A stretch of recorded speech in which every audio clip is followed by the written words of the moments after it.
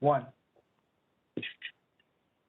Good afternoon. The regular meeting of the Board of Trustees of San Elizario I.S.D. held this January 13th, 2021 at 5:30 p.m. is now called to order. Ms. Hernandez, roll call, please. I'm sorry, Ms. Licon, I'm having problems with my phone. I can't really see. Okay. I apologize. It's okay, Ms. Garcia. Can you do roll call for me, please? Oh, have to unmute myself. Let the record state that everyone is present. With the exception of Mr. Madrid. Oh, correct. I'm sorry. Mr. Madrid is not present. That's fine. Thank you, Maris. I wasn't Thank you very sure. much, Mr. Madrid. Okay. We will now go ahead and continue with, on March 16th, Governor Greg Abbott granted a request by Attorney General Ken Paxton to temporarily suspend and limit a number of open meetings laws to the extent necessary to allow telephonic or video conference meetings in response to the coronavirus. In accordance with those suspended rules, we certify the following. Notice of this meeting has been posted for at least 72 hours. Although members of the board are not gathered in a central physical location, we do have a quorum in attendance at this meeting by a telephone call and internet access. We are meeting by use of both telephone conference call, online access, and through use of an email link for questions. If a member of the public submitted written comments in advance, the board president or a member of the administration will read the comments into record before or during the board's consideration of that item. If you would like to provide comments at a future meeting conducted by video conference or telephone call, please follow instructions on the meeting's notice. All other meeting procedures will adhere to board adopted procedures to the extent practicable. An audio recording of this meeting is being made and will be available to the public at a later date. We apologize in advance for any unforeseeable difficulties and ask for your patience as we navigate unprecedented conditions. If you have questions about these suspended laws, please call the Office of the Attorney General at 888-672-6787 or by email at toma@oag.texas.gov. We'll now proceed with the Pledge of Allegiance. May we please rise?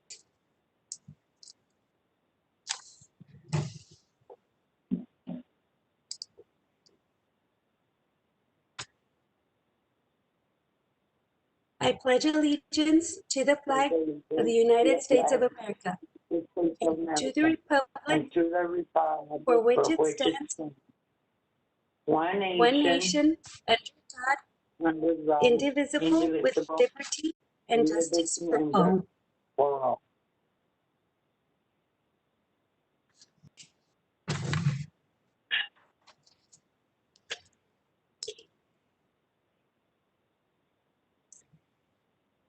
Thank you. Continuing on with San Elizario I.S.D. mission statement.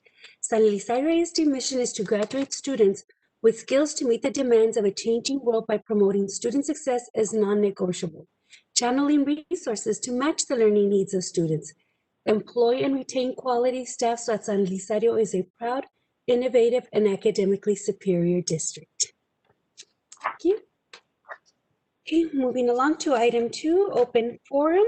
I know we do have Ms. Delgado signed in. Ms. Christine, did anybody else sign up for open forum? No, Board President Licon, I have no other requests for open forum. Thank you, ma'am. Then I will go ahead and read the procedures for open forum. The following open forum procedures have been amended per House Bill 2840, pending guidance from TEA and TASB. At regular meetings, the Board of Trustees will allow open forum to hear persons who desire to make comments to the board. Persons who wish to participate in this portion of the meeting shall sign up with the presiding officer or designee before the meeting begins and shall indicate the topic of which they wish to speak. Individual speakers may choose to speak before or during the board's consideration of the item. Each participant will be limited to 5 minutes to make comments to the board. The board shall not allow negative comments in public session about individual employees or students. Speakers shall limit comments to items on the board meeting agenda. Complaints about students' discipline, specific student issues, or personnel must be addressed through appropriate administrative channels. Employees or members of the public are reminded that they must follow and exhaust all administrative remedies with respect to complaints about a student matter or district personnel to the board. The presiding officer designee shall determine whether a person addressing the board has attempted to solve a matter administratively through resolution channels established by policy. The board does not respond directly to comments nor answers questions asked by speakers. Texas law does not allow the board to discuss or take action on any issue that has not been posted on the meeting agenda.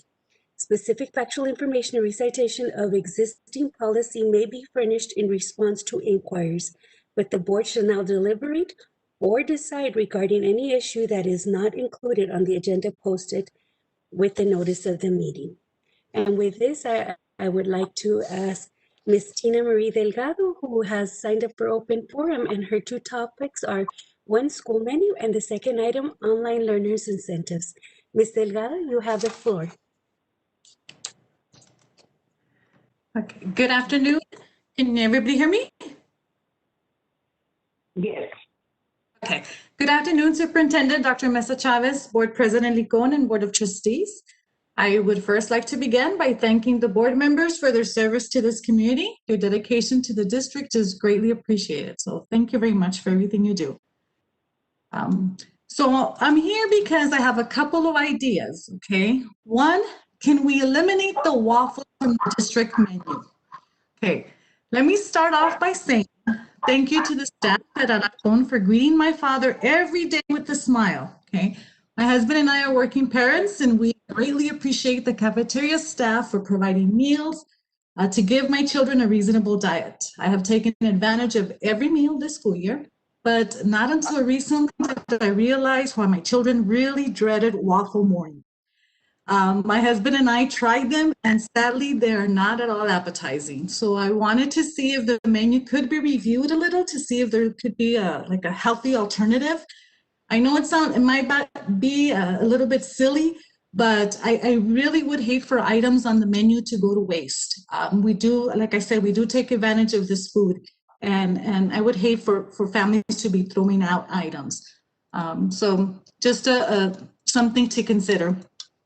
The second reason I'm here is to pose a question. With 5 months to go, how can the district continue to motivate those who have been doing this right all year long? From students to teachers to cafeteria staff to nursing staff, custodial staff, everyone. Now, I'm going to focus on students, but I assure you that everyone needs to be appreciated for their effort that they're doing.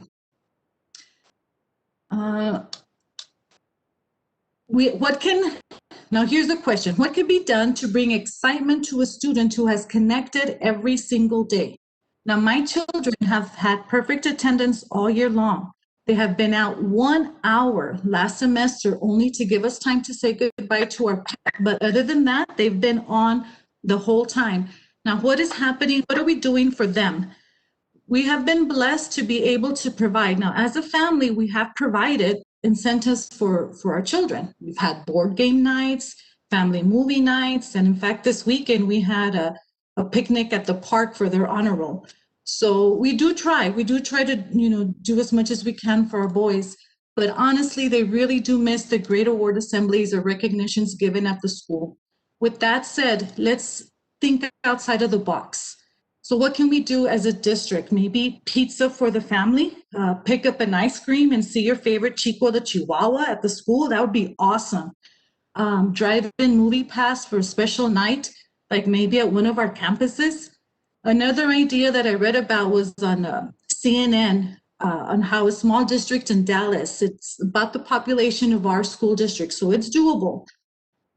Had a grocery store created at their high school, and it's run by students. An incentive for the high school students was that they were able to work at the grocery store. And the only way to purchase items was by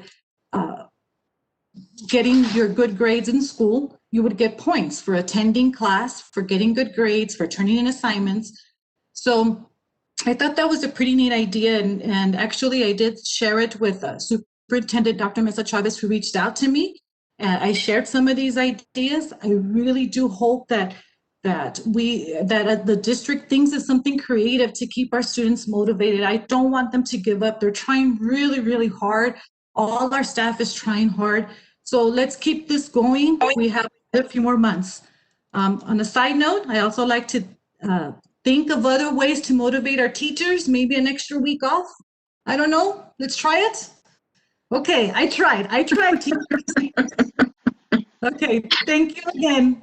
And Happy New Year. Many blessings to you all. Thank you, Ms. Delgado. Thank you very much. Okay. And with that, we will move on to item 3, district recognitions. Item 3A, school board appreciation. We'll have a proclamation from the state of Texas, Governor Greg Abbott, which Dr. Jeannie Mesa Chavez will be speaking on. And then the second one will be the proclamation from the city of San Elizario from Mayor Antonio Arajo. First up, Dr. Jeannie Mesa Chavez. Thank you, Mrs. Licon. Board of Trustees, I'd like to begin on behalf of the district to thank all of you. We do have the proclamation from the governor, which I won't read through the entire process, but I do want to take the time to thank you for your service. We know that especially during the pandemic, it's been challenging, but I know that our district is better off because we have leaders like you that have supported our information, projects, ideas, as we present them to you here in the board forum. But I know that our community, our children are better off because of the service you provide. It's something that we need to be thankful for you, and we are throughout the year, but most especially everywhere in the state of Texas, we celebrate board trustees. And I want you all to know on behalf of our employees and our students and our community, especially because of the work that you have approved and you've collaborated with the administration and our teachers and students, that we have been able to help our beautiful city of San Elizario. And so I do want to thank you. And we're going to do, our staff, if you'll turn on your cameras, we're going to do, we do the shaking of the hands, but we baptized it in Ms. Casillas to give you guys a high five. Thank you so much for everything that you do, because it helps us continue to service our students here in San Elizario. So thank you, Board of Trustees.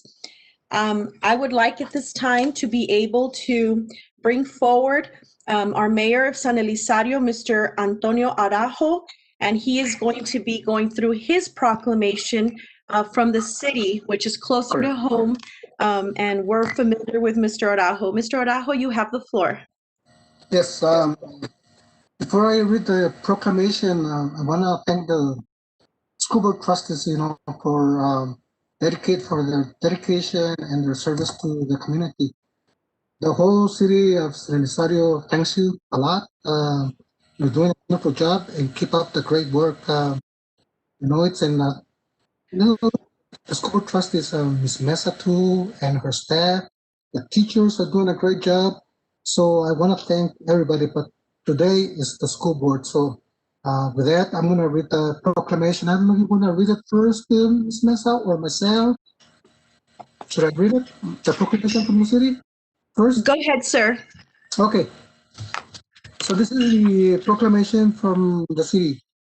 Whereas the mission of the public schools is to meet the diverse educational needs of all children and to empower them to become competent, productive contributors to a democratic society and an ever-changing world. And whereas local school board members are committed to children and believe that all children can be successful learners and that the best education is tailored to the individual needs of the child. And whereas local school board members closely with parents, educational professionals, and other community members to create the educational vision we want for our students.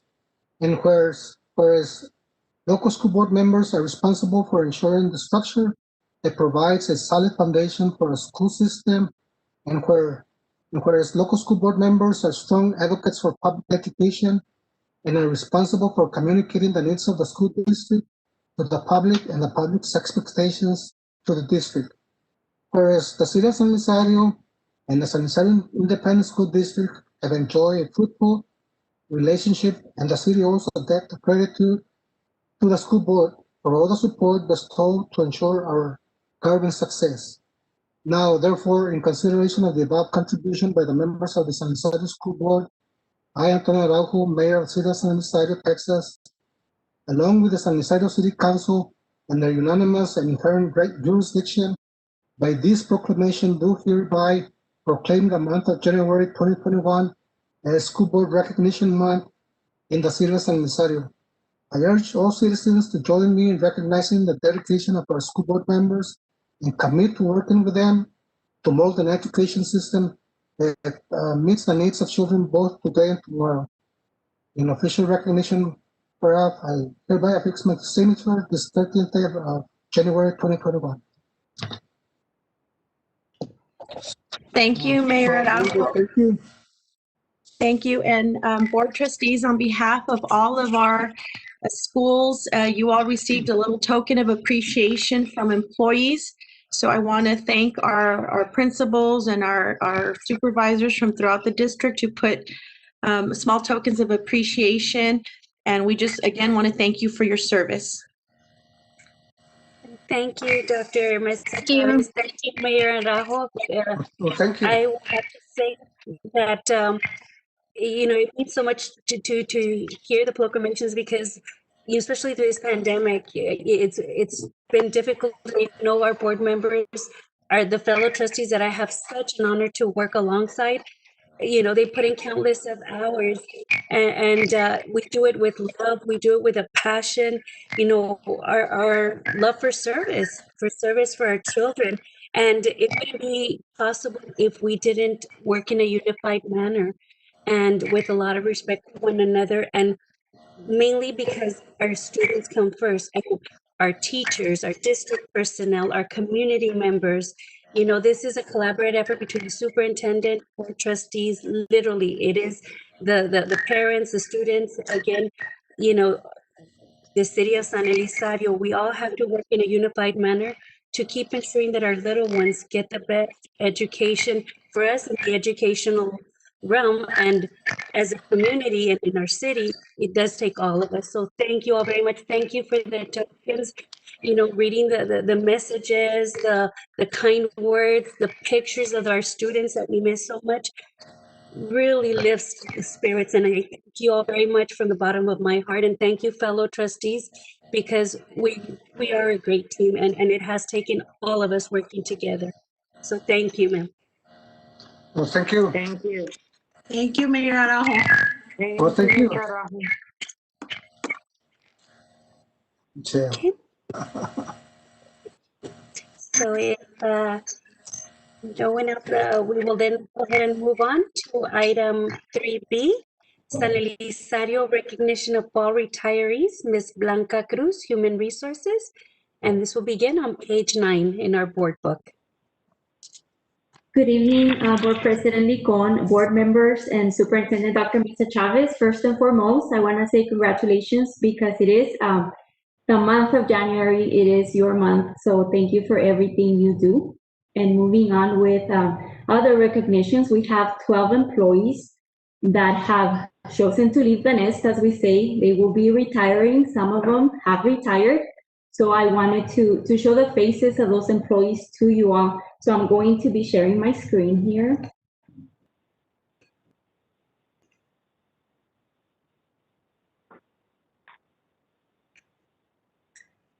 All right, so here we go. As I said, we have 12 employees that will be leaving the nest during this fall semester. And we have Mr. Angel Bustamante, a teacher at the high school. The year of hire for Mr. Bustamante was 1992. We also have Ms. Reina Calderon, teacher at Loya Primary. She was hired in 2000. Norma Casillas, our principal at Zambrano Elementary, has left the nest already. The year of hire for Ms. Casillas was 2012.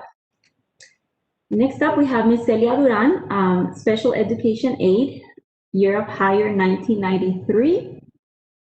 We continue with Ms. Guadalupe Flores, teacher at Alarcón Elementary. She was hired back in 2000. Mr. Hilario Gomez, custodian at San Elizario High School, year of hire 2002.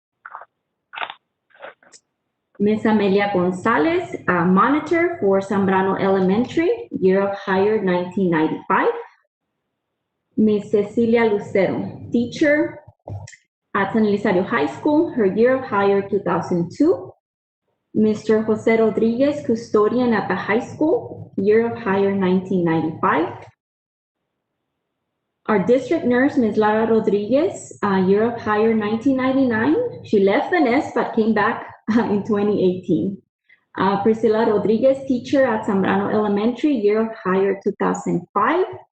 Patricia Solis, instructional aide at Alarcón Elementary. She was hired in 1993. So to all these employees, we want to say thank you for your service. We honor you tonight and we thank you for your service to our district. We hope you enjoy your retirement and have fun. So best wishes to all of them. And that is all I have for tonight's recognition. So thank you all so much. Thank you, Ms. Cruz, and happy retirement to all these employees. I mean, they may leave our nest, but they will forever have left a footprint in the heart of our students, fellow employees, fellow coworkers, and happy retirement. You know, may they enjoy it. Thank you. Thank you. Good luck and best wishes. Moving along to item 3C, Teacher and Employee of the Month for Borrego Elementary, Mrs. Teresa Wilkes, Principal. Ma'am, you have the floor. Good evening, Board President Licon, members of the board, and Superintendent Dr. Mesa Chavez.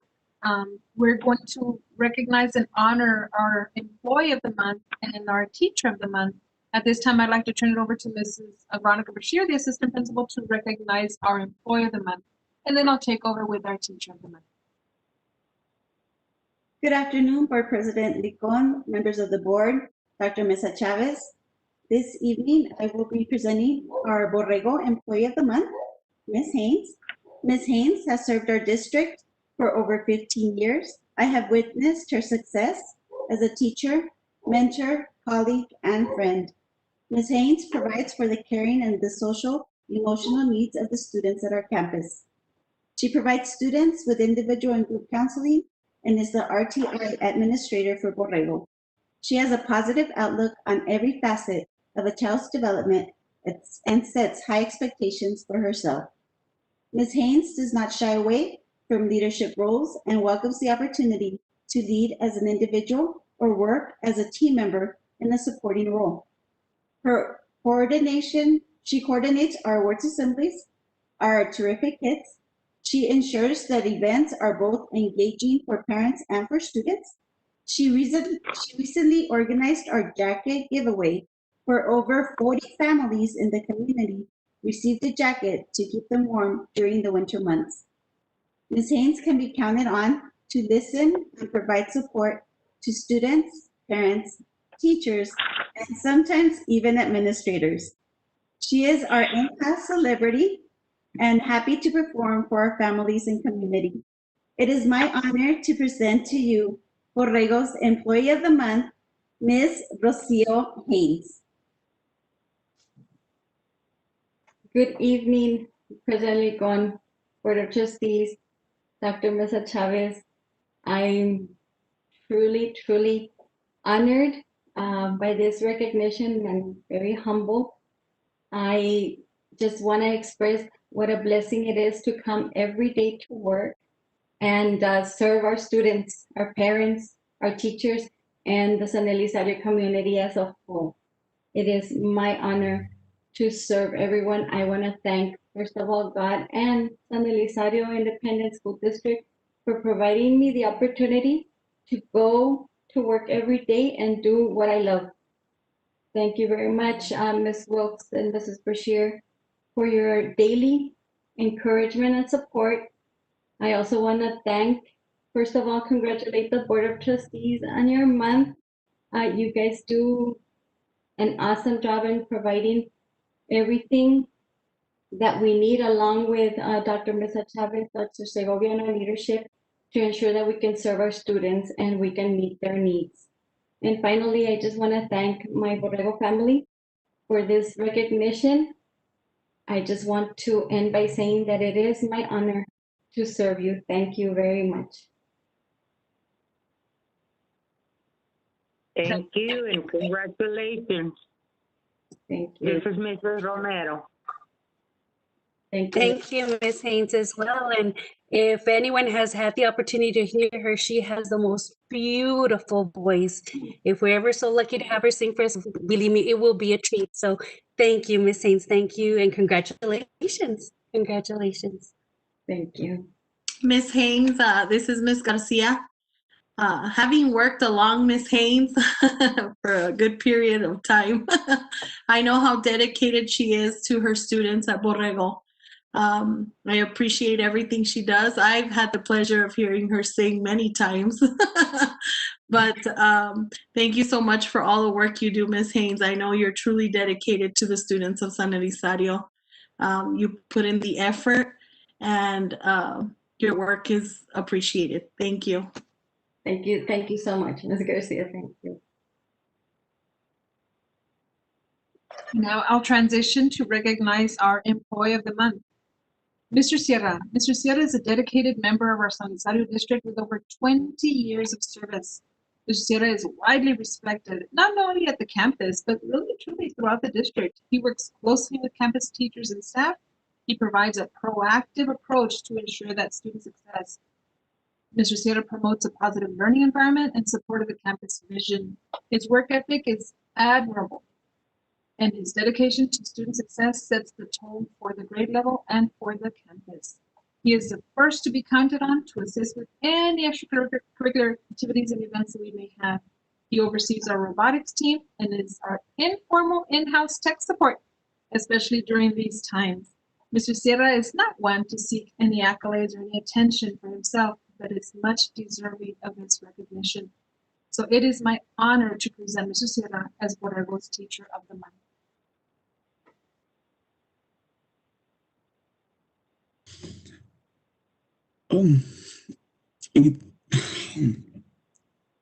I'm sorry, this is a first for me.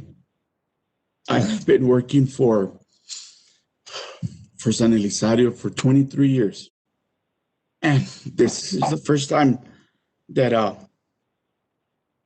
acknowledged, that this is offered to me. But I'm a God-fearing man. And I look at the Bible and I look at Jesus. He waited 30 years to start his ministry. I look at Moses, how he had to wait 40 years. I look at Caleb, how he had to wait 45 years to receive God's promise. And I've been waiting 23 years, and this is not something that fills me. I do it from the bottom of my heart. I love my children. I have been working diligently, and my children know it. I have had the pleasure of being Mr. Chavez's children's teacher. Two of his children have been in my classroom, and it's been an honor, and I love it the same now that I did back on my first day of work, August 10th of 1998, which was my first day of school. Why do I remember? Because on that day, at 2:37 a.m., my son was born. 2:37 a.m. And I was at work. And it was called San Elizario Elementary 23 years ago. Mr. Siegel was in the interview committee. He gave me an opportunity. And I love my home away from home. San Elizario is my home. I lived there for a while, and my heart is there. And I want to thank every single one of you. Thank you, board members. Thank you. Michelle, thank you.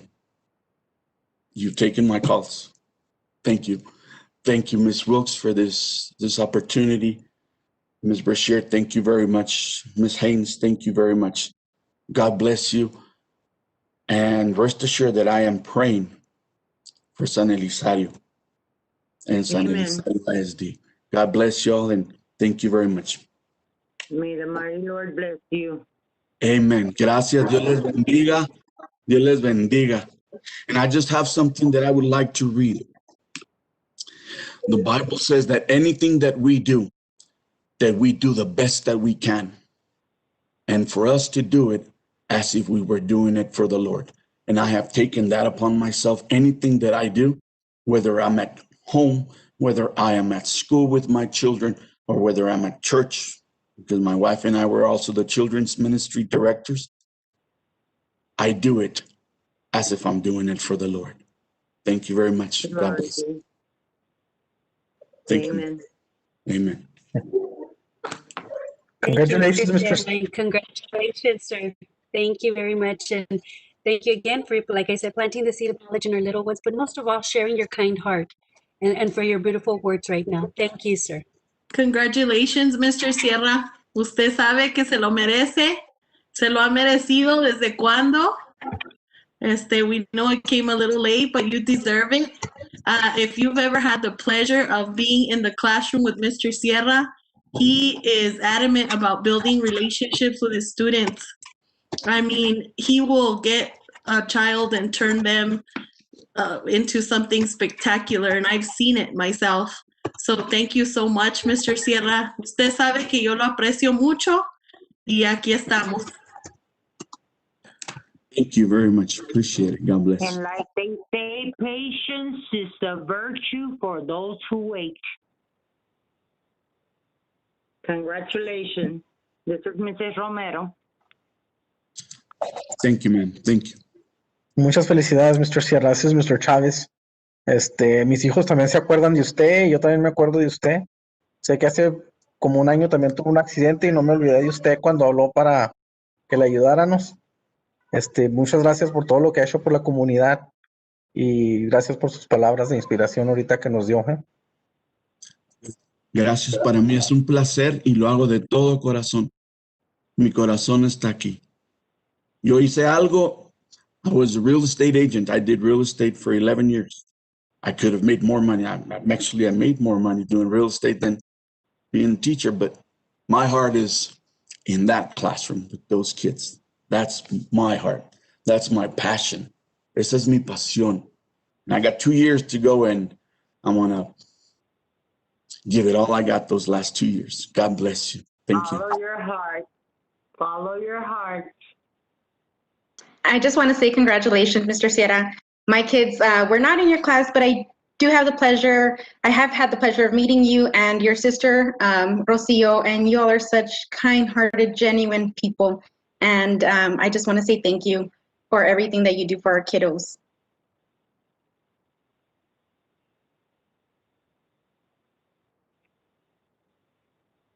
So those are our two well-deserved employee and teacher that it has truly been an honor to work with and now present them here at the board. Thank you very much. Okay, thank you. Congratulations to all. And thank you, Ms. Bashir. No, even Ms. Wilkes, both of you. Thank you. Okay, moving along now then to item 4, executive session. The board will enter into a closed meeting to discuss personnel matters, to consult with attorney, to discuss real estate matters, to consider recommendations for hiring of personnel or termination of personnel, and other personnel matters under section 551.071, 551.072, and 551.074 of the Texas Government Code.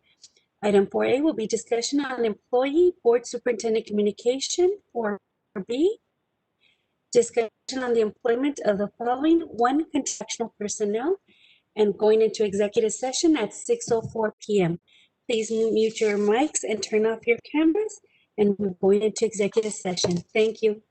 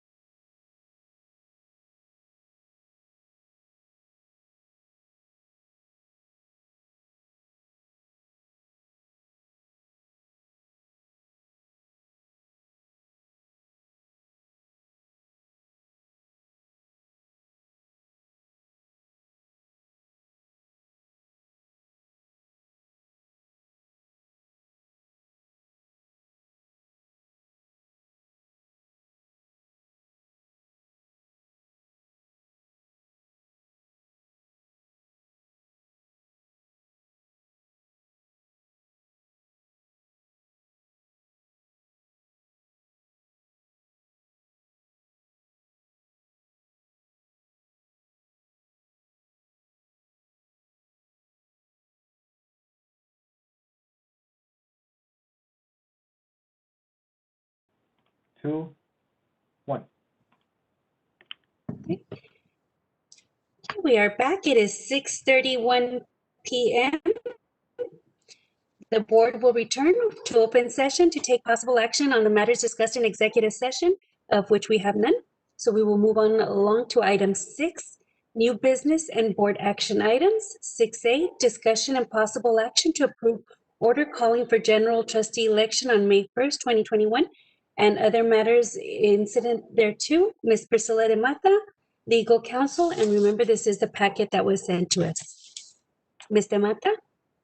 Good evening, Board President Licon, board members, and Dr. Mesa Chavez. I'm happy to be with you tonight for your board meeting and remind you that it's election season for San Elizario I.S.D.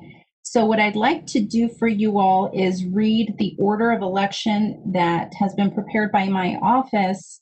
And I want to read that into the record so that it is understood what positions are up for election and a few other election items. Let me pull up the order.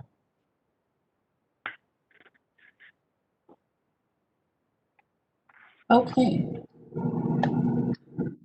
So the order being considered by you all tonight reads, Order of General Election for the San Elizario Independent School District.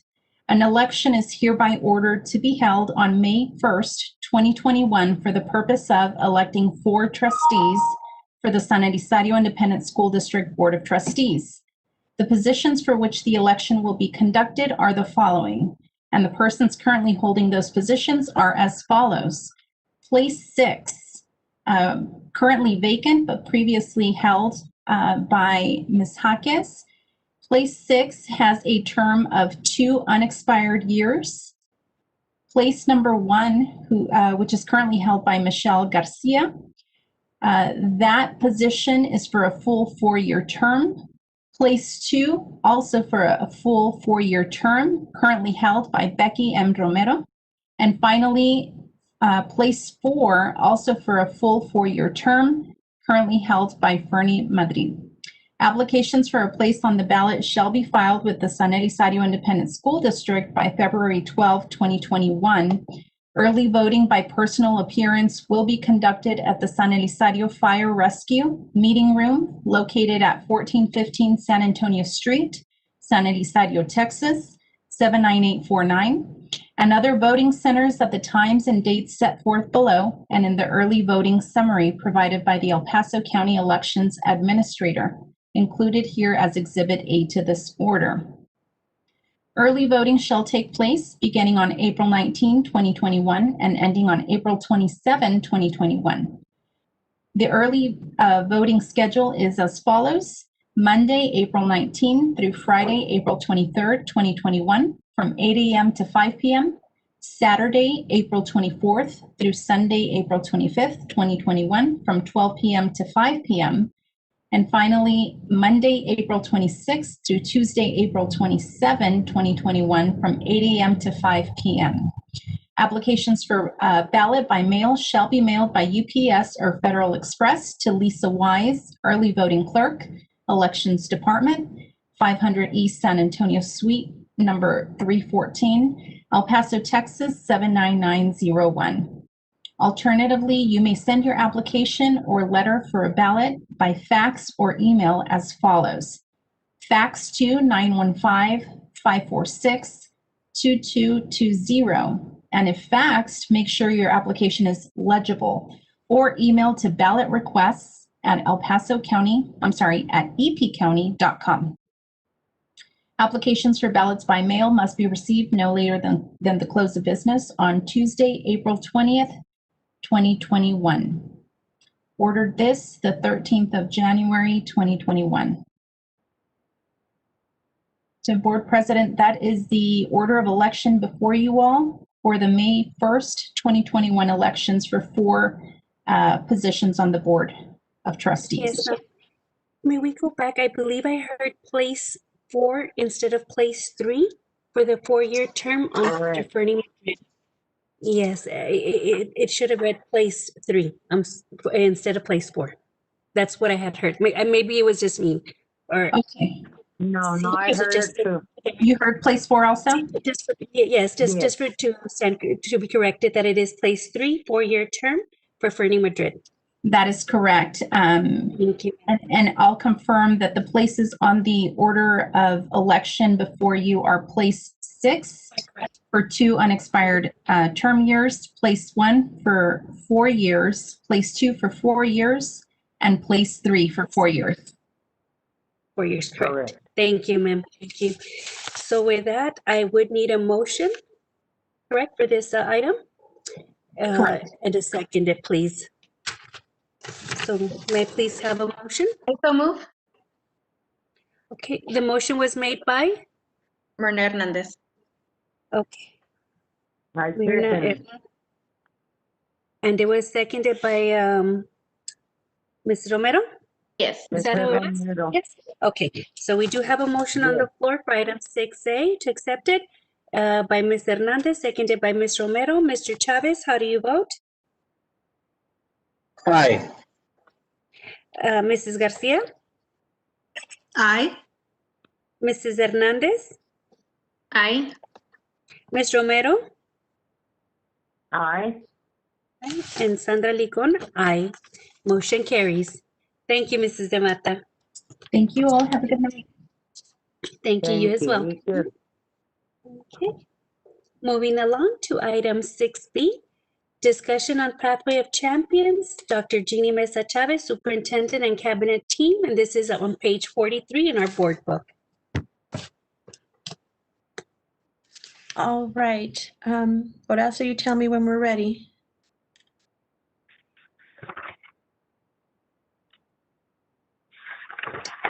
All right. Okay, we're ready. Thank you, sir. Board of Trustees, before you, you have our Pathway of Champions project, and we'll go through some of the information that is kind of recent as it was submitted to you through the board packet. And we do have some developments, and I'll be pulling in different team members. But you see before you, and I won't go through each individual item on there, but this is the meetings we have had so far to gather some input and ideas, and this is what we want from you all today is, you know, based on where we are, tell us how we're doing, what else do we need to consider, something to think about.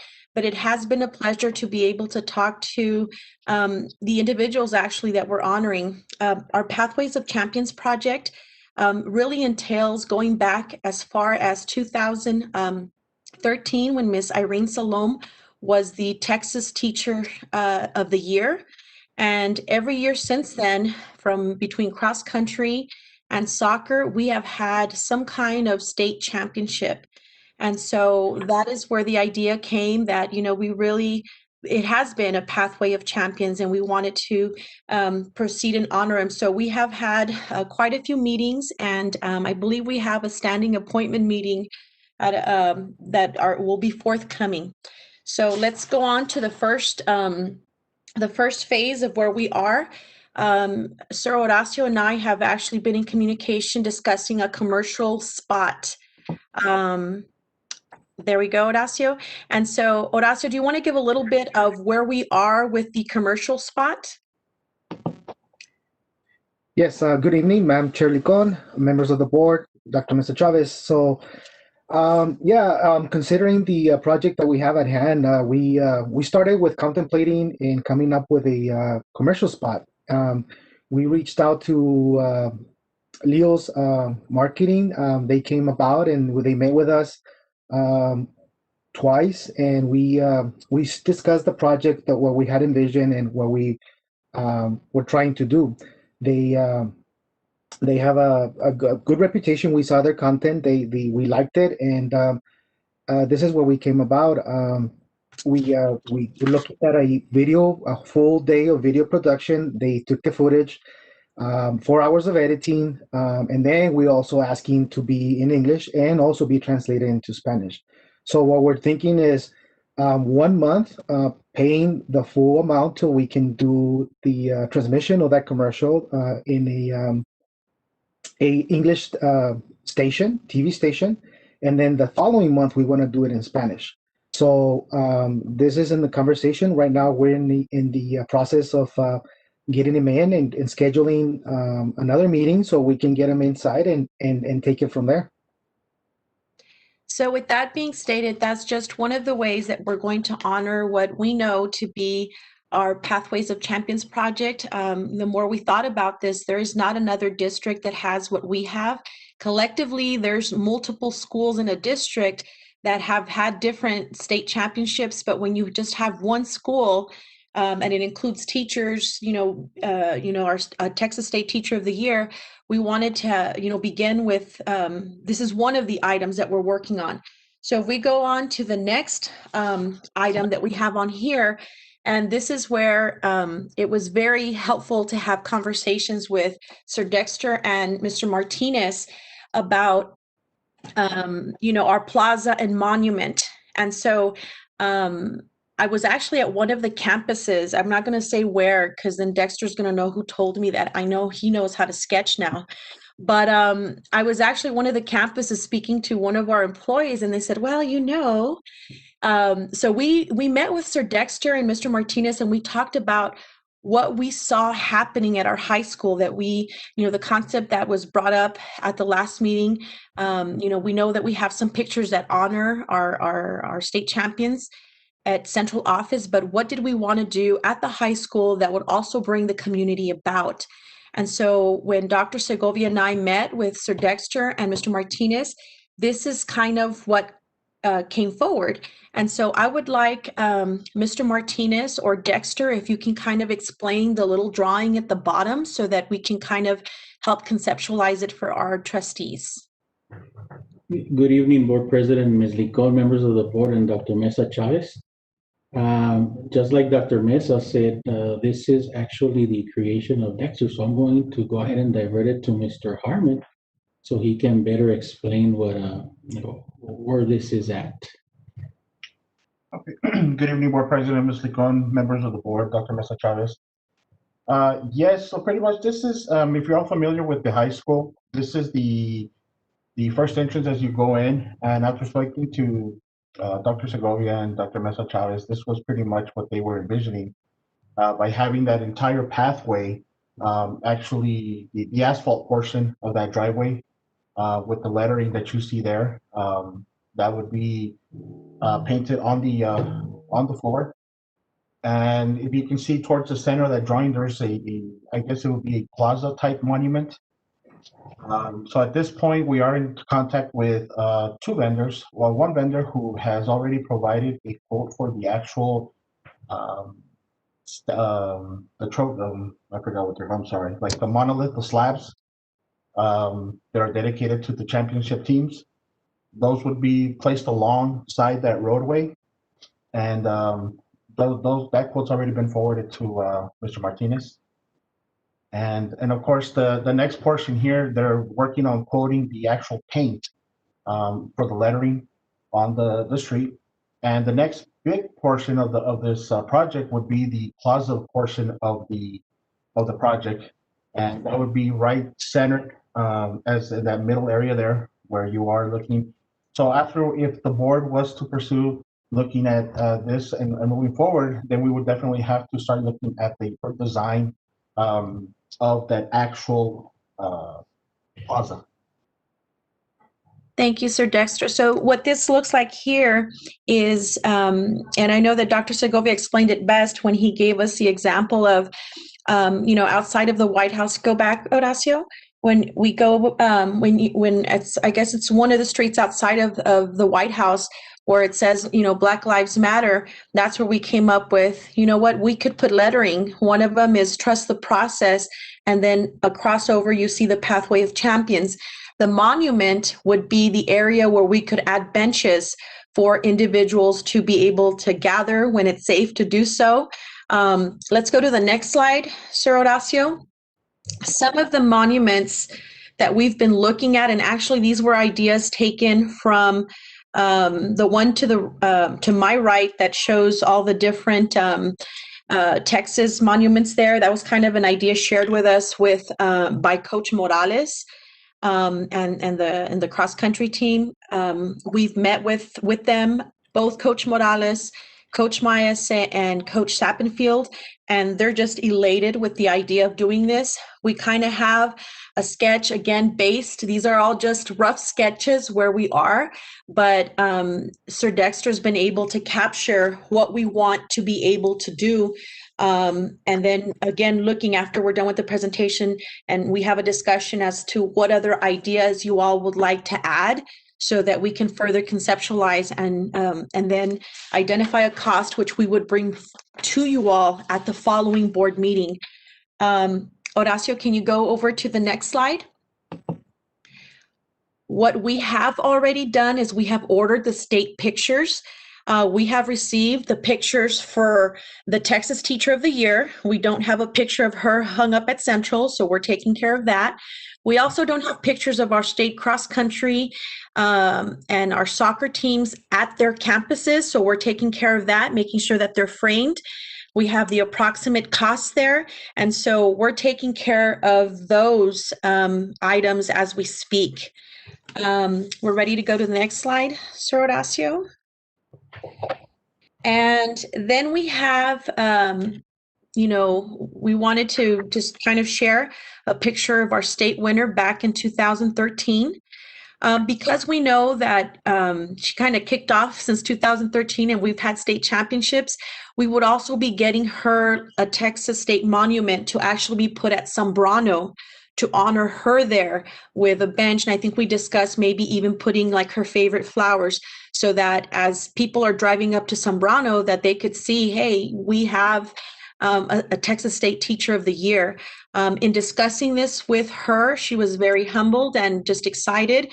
And I know that, you know, she did request that she could not have done this without the support of her district. And she really didn't want the attention to go to her.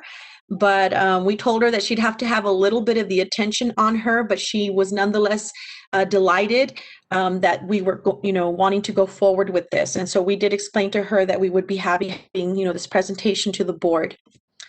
All right, so that's, I kind of talked a little bit about the next slide, Horacio, where the monument would go. I don't know if it's going to be Mr. Martinez or Sir Dexter, if you kind of want to describe exactly where it would go.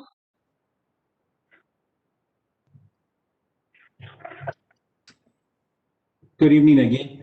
Okay, so this is the idea is to place one of those monuments or monoliths right at the point where you drop off the students at Zambrano at the main entrance, right after there, that corner right there, which is depicted by the symbol or the white box on the picture on the right. Of course, it would be a little bit taller. Actually, they're closer to 5 feet, so it's a pretty nice sized monolith or monument. From an aerial view, just so that you can visualize it, the picture on the left has a star, and it kind of seems like it's on top of the roof, but it's not meant to be there. It's actually underneath that, which is that corner, right at the entrance as the student drop-off is, where the cars drive up in the mornings and drop off the students. So it would be highly visible on a daily basis. Thank you, Mr. Martinez. And the next couple of slides you'll see is basically Ms. Jax has had the ardent task of working with the coaches to identify all of the students and their names and make sure that we have their names, because obviously those are going to be put in each one of the Texas state monuments. So for cross country, it was those 5. We also went ahead and included adding the pictures because I know that, you know, even though they did not win state on the 2018 and 2019, those are important wins for our district as well. So we are making sure that we, you know, we do order those pictures and they get hung up in the cross country area. And then we have on the next slide, we actually have the state championships for soccer as well. And so Ms. Jax has been working with Coach Sappenfield to get the names of all of the, you know, students pictured that were part of the team. And just to give a little bit of information, those students that were on the last winning state team, we have approximately 6 of them left, so they would be part of the actual commercial. So we've kind of talked to them a little bit about, when filming and all that happens. And so we've had those conversations with the coaches regarding that. Now, the other item, which we think is really cool, is on the next slide where we've made a request to rename a portion of Socorro Road to be called Pathway of Champions. And I'm going to give this honor to Dr. Segovia because it was his idea. I just wrote the letter to Mr. Perales, and then Mr. Martinez and I can give an update of what we heard back from them today. So Dr. Segovia, do you want to cover this portion? Yes, ma'am. Thank you, Dr. Mesa Chavez. Good evening, Board President Licon, board members, and Dr. Mesa Chavez. Before I explain this portion, let me take a moment to honor you for your being a board member and January being board members month. So thank you for your leadership and being champions. So see what I did there? I've got champions and you're champions. So thank you very much. One of the things that we were thinking about is our championships are all over the place in our schools. Yes, they culminate at the high school, and we're very proud of that. But our kids are champions since they begin. So what we're thinking about is changing. Dr. Mr. Chavez already made an official request to change the name of Socorro Road, starting where the middle school begins and end all the way where the high school ends. So the whole stretch, which is about 2.9 miles, would be renamed to Pathway of Champions. And so what we're trying to do there is symbolic in that as our kids drive to the middle school, drive to the elementaries, all the way to the high school, they're champions and they're in their pathway over there. Our parents drive that road. They're supporting our kids becoming champions. The support that central office gives to our teachers, the teachers that drive through this road, you all, in essence, we support our champions, and so this would be the road, a community road, a major community road that would be symbolic in how we join not only our Pathway of Champions at the school, but also district-wide. Thank you, Dr. Segovia. And board trustees, as you can see, there's the picture of it. And Sir Dexter and Mr. Martinez have taken the drive. It is 2.9 miles. And so I was actually writing the formal request on December 18th, and we hadn't heard back from them. And then, I guess as the Lord plans, we actually got a response back today from Joshua Tavares. And so I would like Mr. Martinez to kind of cover the 2 options that they have actually responded back with in regards to this project. Thank you, Dr. Mesa. So as Dr. Mesa stated, we did get a response back from Mr. Tavares and also a call back from Mr. Perales yesterday, explaining the possibilities and the 2 options that we have as far as either renaming the street or even going with installing signage at the for example, what is illustrated on this slide on point A and point B. The good thing is that it is a possibility. Now, for both options, and I'll start with the renaming of Socorro Road, that option would entail a municipal maintenance agreement with the city of San Elizario, as would the other one. The only difference with the renaming of the street, it would be a little bit more lengthy, but it surely is possible and doable. That one would require also a city ordinance from the city of San Elizario and approved by TxDOT, of course. So there's that option. It's on the table. We did get a response back. So we will be approaching the city of San Elizario to present our idea and our request and collaborate with them, and hopefully so that we can see this vision come a reality. Thank you, Mr. Martinez. So with that being said, we now approach our last slide on the Pathway of Champions. And as we have met with our other colleagues regarding this project, is just the different ideas that we had. But one of the other ideas also was the murals. So there's been conversation with the art teacher, Ms. Reese, at our San Elizario High School, which Ms. Jax has been working with. And so, we want to make sure that we have some action shots of our kids, because we have those already available, that we could actually have murals identifying who the students are, and put that throughout certain areas on the campus. And so this is where we are in terms of our Pathway of Champions project. And at this time, any suggestions or ideas are welcomed. Board of Trustees? I have this is Ms. Hernandez. I saw that the mural is in the hallway inside the school, but is there a way that maybe we could do a mural outside? That way when parents are passing by, they can see it, community members outside of the high school. And I was thinking, because I pass by it all the time, and it's a nice big wall, the newer gym behind the bleachers. I think that would be an awesome place for a mural, but I don't know, it's just a suggestion. Okay, we're jotting that down. I'm sure my team is jotting stuff down along with me for consideration. Absolutely. These were just ideas. We were, I want to really thank the team.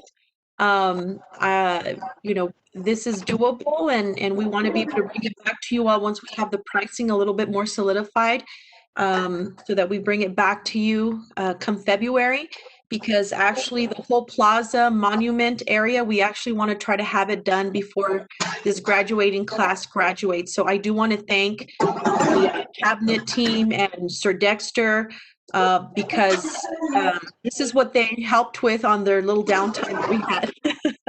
So any other ideas would be appreciated. Dr. Mesa Chavez, this is Mr. Chavez. Just a quick question. I guess there will be, you guys are working on bringing like I don't know what you would call it, but I guess more specific sketches on the plaza and stuff like that, right? Like how it's gonna look, or. Yes, the plaza, that whole walkway in front of the high school, it's a 1/10 of a mile. And it's right in the area where it's a drive-through area. I don't know the number to the gates, Mr. Martinez. You have the gate numbers. Yes, it's actually from gate 2 to gate 4. So it basically covers the whole front of the school, or close to it. It's like half of it. And so, and it looks, I like that. I mean, and I guess that drawing that you guys made would be the monument that you guys want to have built, right? With an eagle. For the center of the plaza, yes, sir. Okay. And then the other monuments are just kind of like the state of Texas, with the students' names and so forth. And so those would be, would put 4 on one side and 4 on the other side. There would still be plenty of space left. The coaches were so humble, and they did indicate that we would have more championships to come, so they can still be added. But just to give the plaza some balance, we took to heart what you indicated as far as making sure that it was at the high school, and it's something that we could share with the community. So we thought, even longevity wise, as far as making sure that we kept the space protected, so that it doesn't get vandalized or anything like that. Anything else the team members want to add?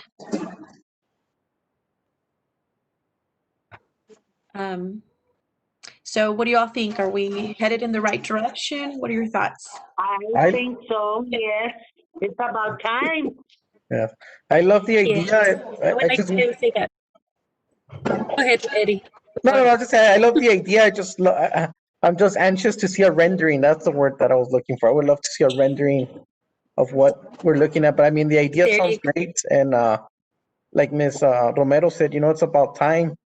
It kind of better late than never, I guess. So Yes. I appreciate your hard work, To guys. see it And unfolding.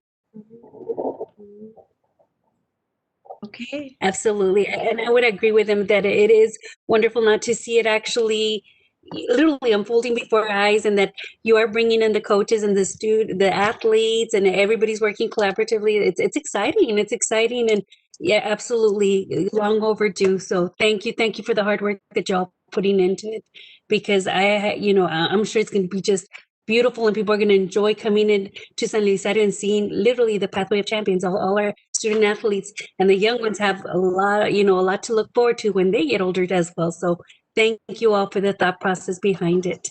Thank you very much. Dr. Mesa, Yes, ma'am. I have a question, and I don't know if Norberto's here, but where would this funding get pulled from for this project? Very good question, Ms. Garcia, and I'm sure Sir Beto's going to help us with that. Good evening, Board President Licon, members of the Board of Trustees, and Superintendent Dr. Mr. Chavez. So the funding, based on the preliminary estimate, it looks like I may have it scattered throughout the existing budget in terms of positions. You all just saw earlier a lot of positions that went, a lot of people who retired at the end of the fall semester. Another example would be fuel consumption, because the buses are not running like they would have been through a normal year. There is money there. Athletic games that got canceled, so there is money left in officiating fees. So it would that would be the first option, is to try to take a little bit from everywhere where I can find it, have one budget amendment that kind of consolidates a lot of those balances into the account that would fund all of this.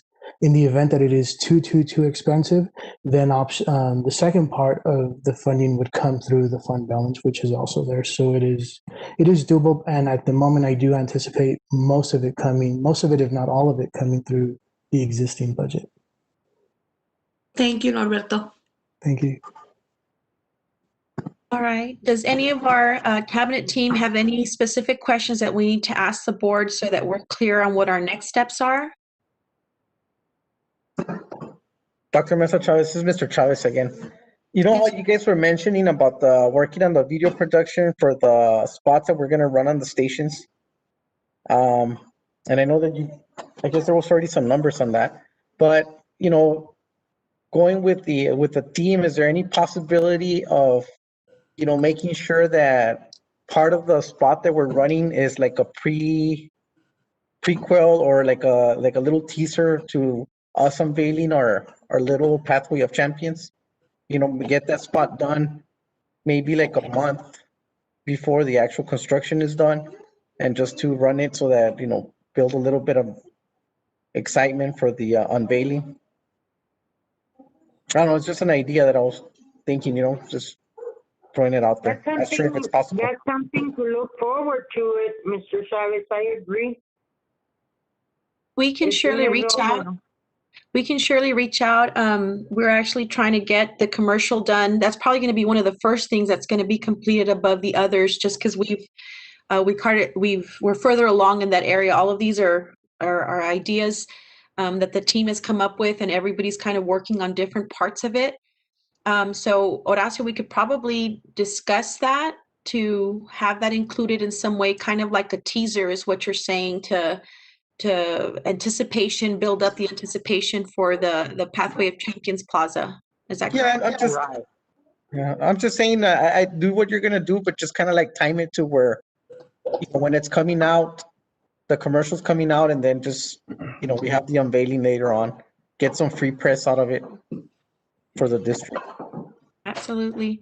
Actually, I already have one news station because the reporter called me for 3 other stories she wanted to do with the district. And then I just happened to mention to her that the Pathway of Champions is coming. So she's already, already asked, to be able to cover that. So I hear what you're saying. So I've already started, as I have media reach out, we've already started with one news station already. Oh, wonderful. Wonderful. Mr. Martinez and Sir Dexter, are you all clear on the rendering, what we need to do there? Yes, the contractor that I've been working with, I know he has been in touch with his graphics designer. I'm gonna press him a little more, see how soon we can get something together. Awesome. Okay, so that is all we have on our end regarding this. And again, I just want to thank all of our team members. And we've any ideas, even if they come up after today, let us know. But this, we're thankful that we're able to work on this. It's exciting and kind of what did we say the couple of days right before Christmas? We're like, God, this is rejuvenating. So these are good things that we're able to do, and con gusto lo hacemos. And I just want to make sure that you trustees know that it's the work of so many different, including the ideas of our students. First of all, they were, I can't think of the word, estaban incrédulos. It's like they couldn't believe that this is really going to happen. And we really are pushing to try to have this done before the graduating class this year. That'd be awesome. All right, so that is all we have on that end, trustees. Thank you.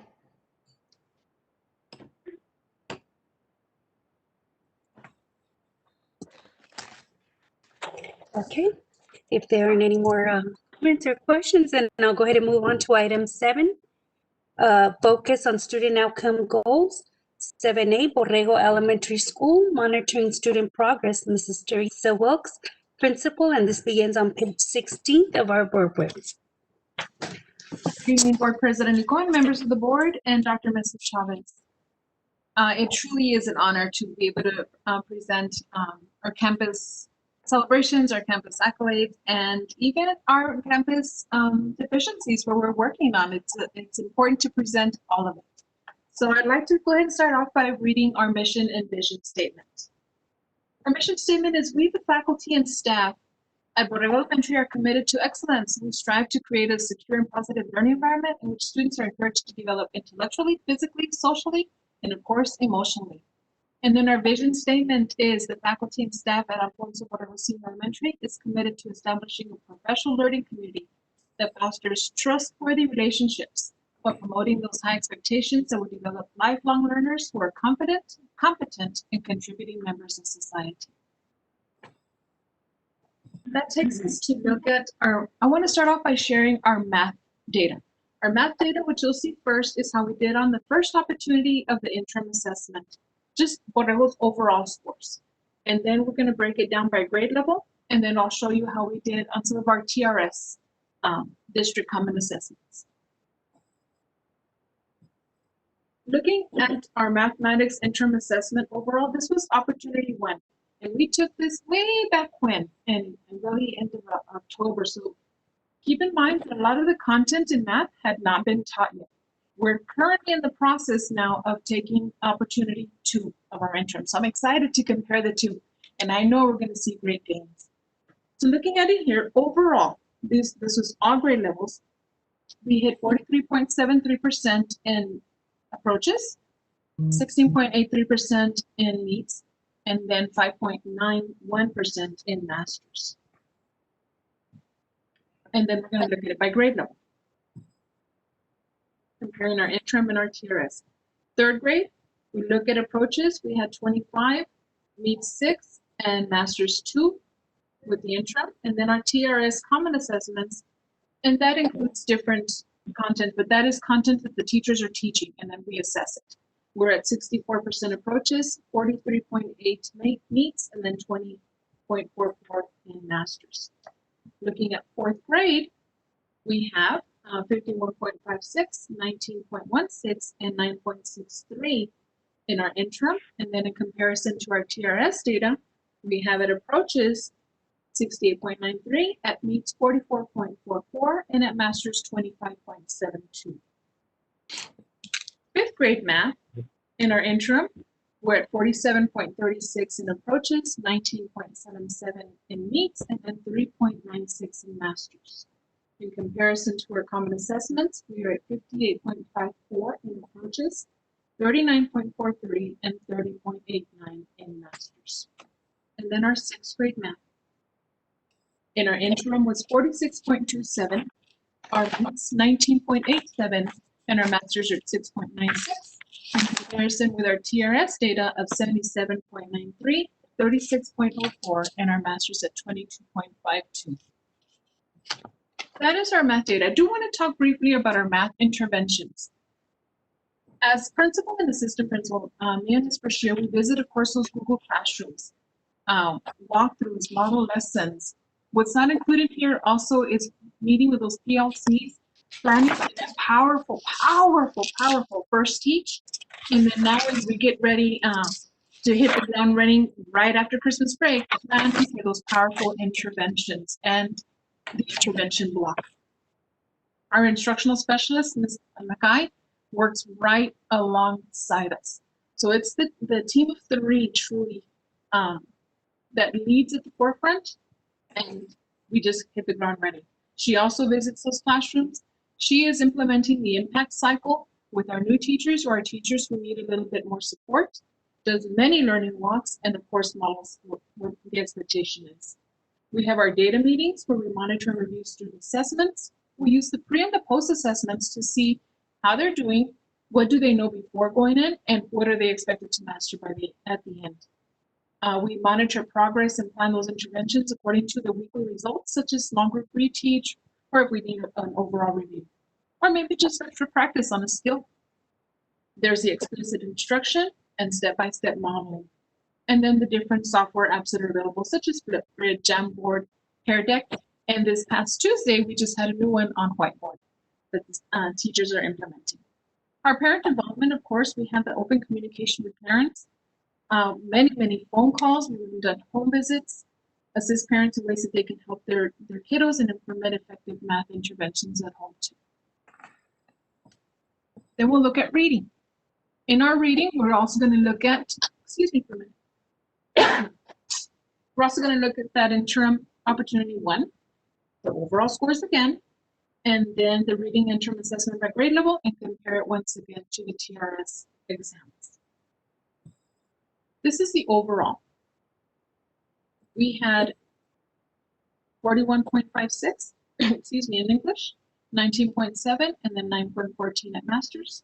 And then in Spanish, we had 47.28, 19.77 in meets, and then 8.47 in masters. Do keep in mind that this was taken way back when. And then we're looking at the different graphs that show us the very same thing that you just saw in numerical format.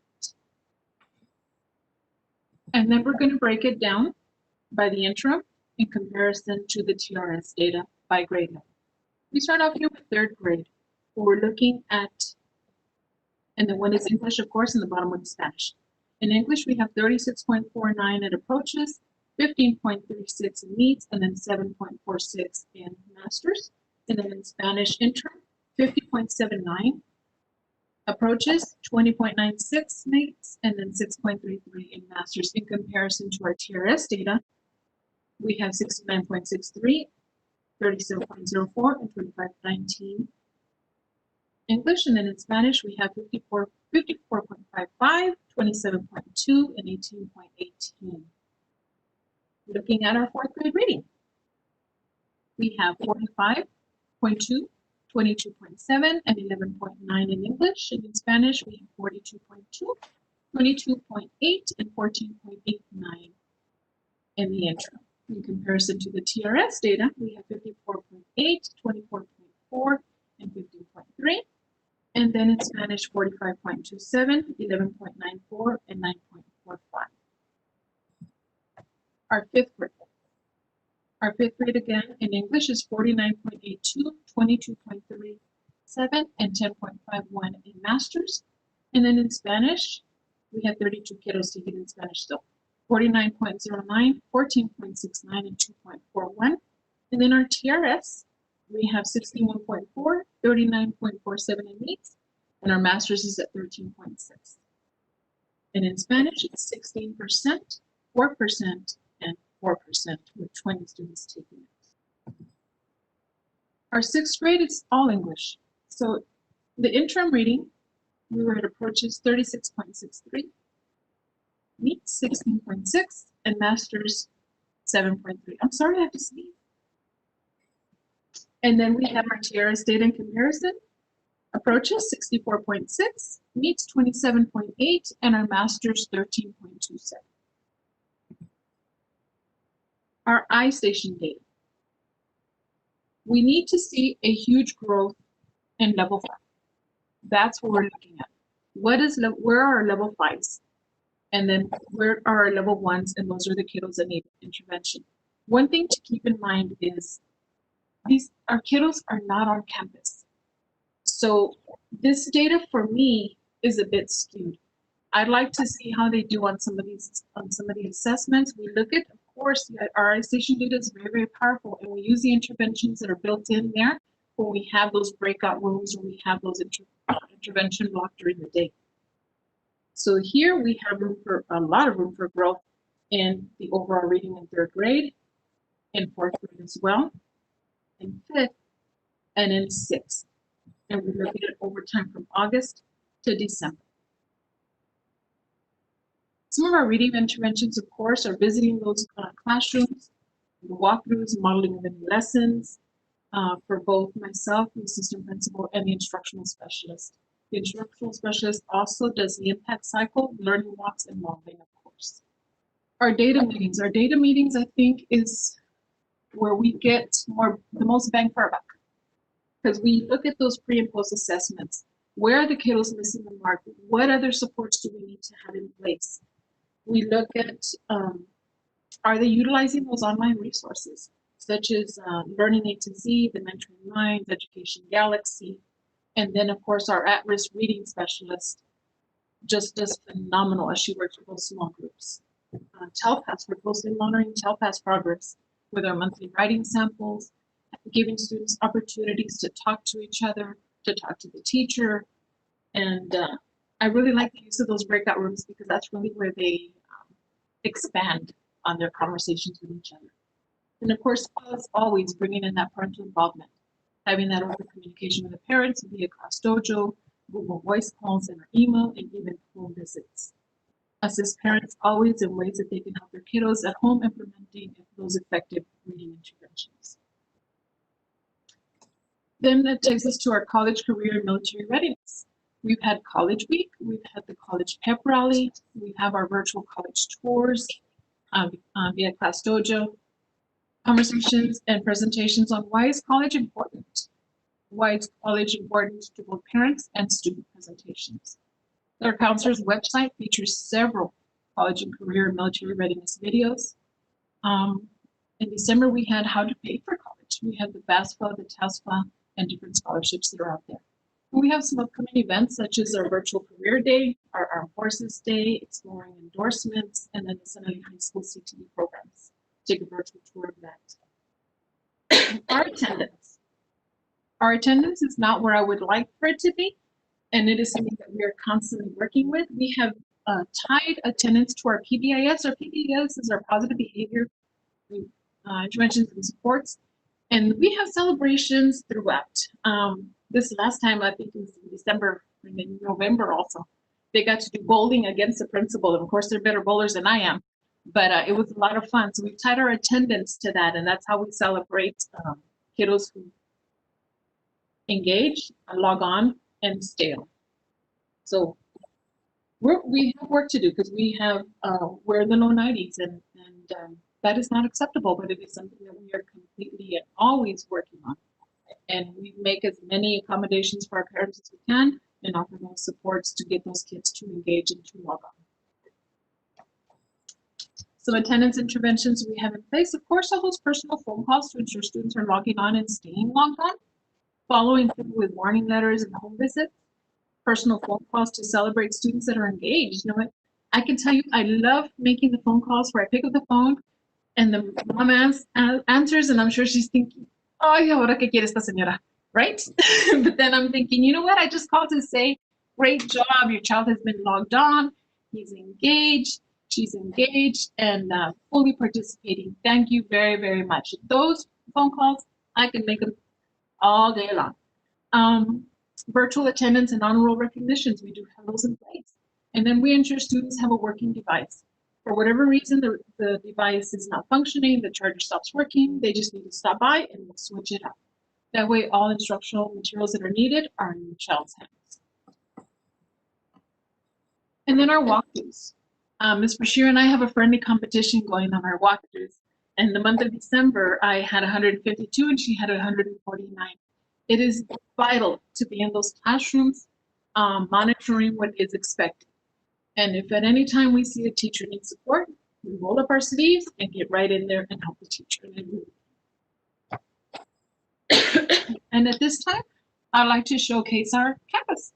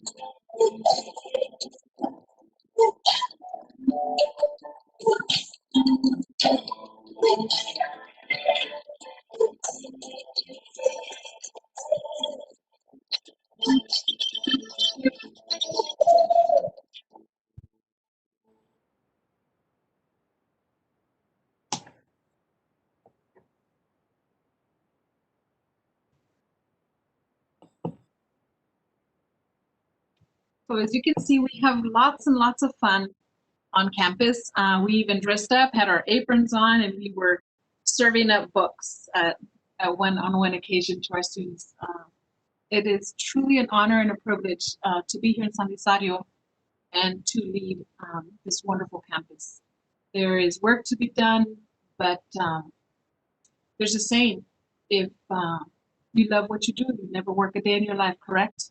And I am truly blessed, and I can't thank you enough for the opportunity. We are going in the right direction. Any questions for me?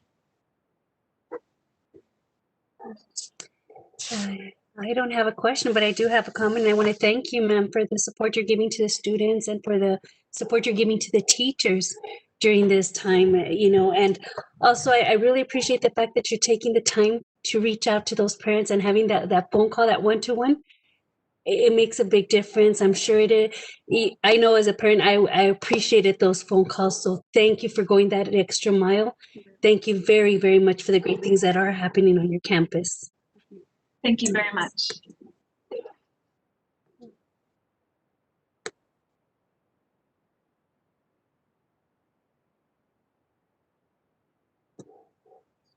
And if there are no further questions. Thank you very much for a splendid job. Thank you. Thank you very much.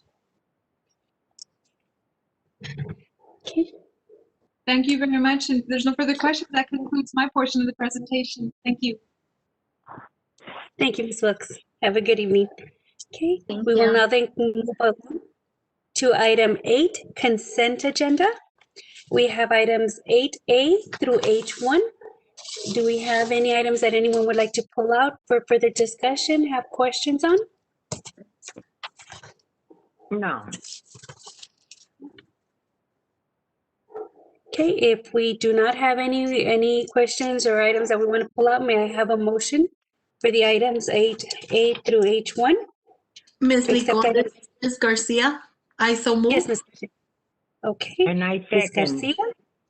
Okay, we have a motion on the floor by Ms. Garcia, seconded by Ms. Romero to accept the items. Mr. Chavez, how do you vote? Aye. Okay, Mrs. Garcia, Aye. Mrs. Hernandez, Aye. Ms. Romero, Aye. And Sandra Licon, aye. Motion carries. Thank you. Okay, moving on to item 9, reports, information, and presentations. Again, items 9A through C are for information. Are there any of these items you would like to get further information or have questions on that we could pull out? Ms. Licon, this is Ms. Garcia. I want to bring attention to page 126. That's going to be item, give me a second, 9B. I don't know if it changed because of the updated board book, but on mine it says 9B. Yes, ma'am. Yes. Okay. Mr. Segovia, on the instructional packages being sent home on the extended holidays, those prior to our other meeting, you had said that those packets were not homework. But there was some students that needed the packets, correct, because they were a little bit behind, or what? Are we still doing that? Or because it's come to my attention that there's still packets being sent home during the holidays and being the kids being told that they are they have to bring them back or they'll fail the grade. Good evening, Board President Licon, board members, Dr. Mesa Chavez. Thank you for the question, Board Member Garcia. The packets are intended to prepare our students in case there's another COVID closure. We're hoping that we don't have to go through that again. Well, who can forget, right? Last spring break, we were all thinking we're coming back and we didn't. And so what happened to kind of resolve that, we had to do some curbside distributions of instructional packets. So that's what that is that item there. It is not for homework. Now, I could talk to the principal again. We have a principal meeting coming up and we could discuss who is still sending instructional packets, but these are intended to prepare, to be preventive, right? We don't want to, the other thing the kids are taking home are their devices because we don't want to be caught off guard. That's what that's the intention for that. Okay, that was from my understanding, but I've heard otherwise, and if I can write an email to Dr. Mesa later, letting her know. But yeah, they're being told that they're mandatory to turn in, or when they get back, they'll have zeros on them. So my thing is that the kids spend way too much time on the computer already. And then, to be piled for homework to be piled on. And we know, Dr. Mesa knows that homework statistically doesn't do anything. In my opinion, my kids, honestly, they want to get done with it and they don't care if it's right or wrong, just get done with it and get it over with. It is, I think on my opinion, it's stressful as it is to be online for, 7-8 hours a day. And so that was my only concern, that when we go on vacation, we all say enjoy your vacation, don't do anything. And I just think it should be the same for the students. And maybe we could reiterate that the packets aren't mandatory, they're just in case something goes wrong. So there's no homework issued in general courses except in algebra.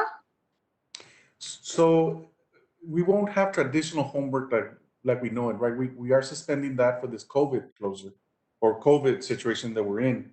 However, in the advanced courses, algebra being one of them, and dual credit AP courses or honors courses, there might be an opportunity or there might be a need to extend homework. So in those courses, they are rigorous. The students may have homework there. Now, we're still going to limit the homework. It's not going to be 3 hours worth of homework. It could be 10 to 15 minutes and that's it. But we do feel, and as we spoke about this, we do feel that for those courses, the students may have to have some homework. The only reason I asked that is because on some of the dual credit courses, I know they're managed by community college, right? El Paso Community College. And my one of my children takes one of those classes, and they do issue homework through El Paso Community College. But I just wondered if it wasn't on top of what El Paso Community College is already issuing, if we're not issuing anything on top through the teacher here. No. So for those students that are taking dual credit courses and they have a professor that is housed or they're at EPCC, that's an online course. And so those we have minimal control on those. They have a syllabus, they have to do some homework there. That's a college course. Where we can control it a little bit better is when the students taking dual credit at the high school and the professor is a high school teacher. That's where we could implement these policies. Okay, thank you so much, Mr. Segovia. I know that you guys have been doing a great job in trying to keep the stress levels down for our students. I just wanted to make sure that we weren't piling on some more for them, you know, being as they're already online all day. They're ready to, I know once 3:34 hits, they're like, I'm done, Mom. Thank you. Dr. Segovia, this is Marna Hernandez. I just wanted to say thank you also for looking into it and making those changes. I know we spoke about it at the last board meeting, and 10 minutes per subject was a little much for our students and even our teachers, having to grade the homework. It's a lot for everybody at this moment where we're like in survival mode. But thank you for revisiting this homework issue. Thank you.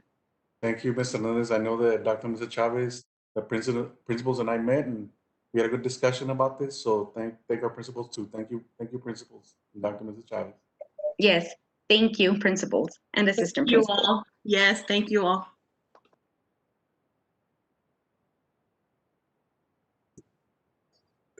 Okay. Anyone else? Any other questions on the information portion of it? No. If not, then I'm going moving along to item 10, next meeting dates. We have the Mission Progressing Together meeting. It will be Tuesday, February the 9th, 2021 at 9 a.m. If we do have a quorum, it will be considered a special board meeting. The afternoon meeting will be for the Mission Progressing Together, Tuesday, February 9th, 2021 at 1 p.m. Again, if we do have quorum, it'll be a special board meeting. And our regular board meeting, Wednesday, February 10th, 2021 at 5:30 p.m. Okay, moving on for adjournment. If I may please have a motion to adjourn at 7:33 p.m. I move to adjourn. This is Marna Hernandez. I second. Okay, we have a motion on the floor by Ms. Hernandez to adjourn, second by Ms. Romero. Mr. Chavez, how do you vote? Aye. Okay, Mrs. Garcia? Aye. Mrs. Hernandez? Aye. Ms. Romero? Aye. And Sandra Licon? Aye. We are adjourned.